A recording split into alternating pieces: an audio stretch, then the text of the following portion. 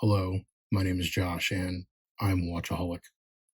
Welcome to Horology Insanity. What is up, my watch friends? So check this out. I've got some tape right here, and I've got a watch, and I want to share a trick that my buddy Hector shared with me, specifically when I bought this watch from him. And it's for all of you who are like me, who have OCD about scratching your watches, or, to better explain it, to not scratch your watches. And so here is a little tip. Basically, what Hector does is whenever he gets a new watch, and I should go ahead and mention too, Hector is like a flipper for life. I mean, he probably experiences every watch for about 2 or so weeks, and then he's ready to flip it, turn on to the next one, fund the next purchase, that kind of deal. And so what happened was he had gotten this beautiful Borealis, the Cascaeus 2, and if you recall my old video on this, I absolutely loved this watch.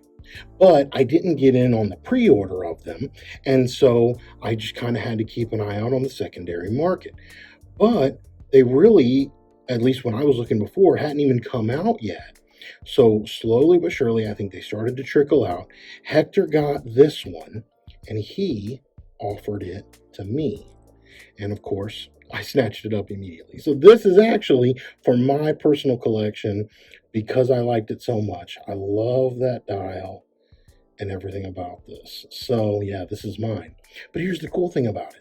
When Hector had it, he did his usual tape trick to try to keep everything minty fresh, as he calls it. Minty fresh.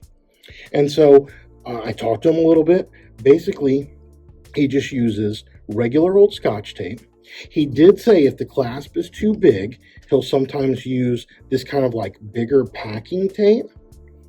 And so, but the gist of it is, he takes the watch and he tapes, let's go ahead and open up this clasp real quick. He tapes across the clasp so that when you're desk diving or doing whatever, you won't hit it.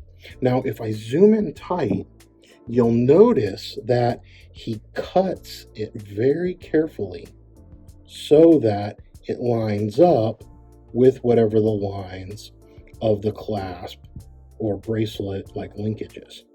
And so down here, and I did that one, it's a little bit protruding here. I probably could cut that back a little bit.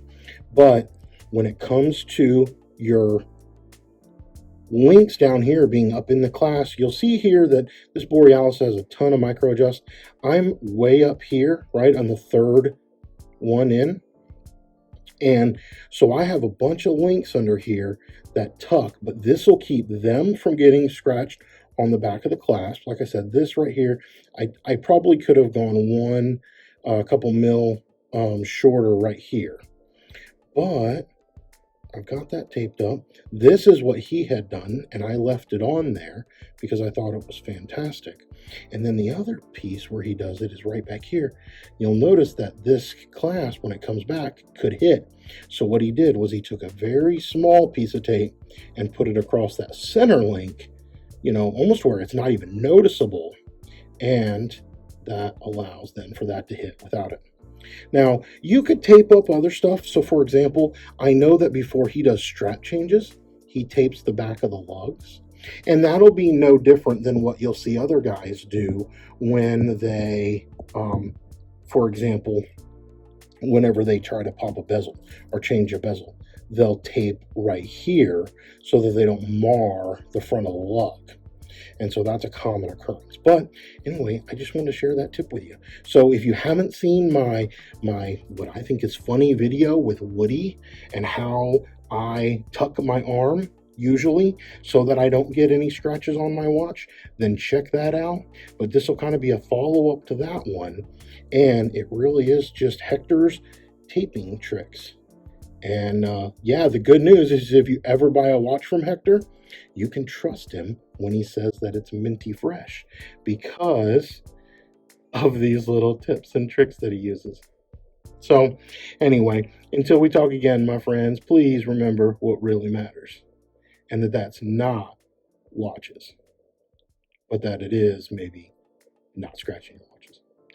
No, I'm kidding. All right, friends, keep the insanity sane.